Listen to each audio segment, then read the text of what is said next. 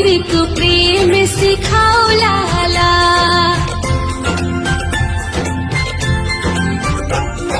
खीर को प्रेम सिखाओ लाला, पहली बार धान को चखो लाला, प्यारे लाला मेरे सुंदर लाला, प्यारे लाला मेरे सुंदर लाला, खीर को प्रेम सिखाओ लाला,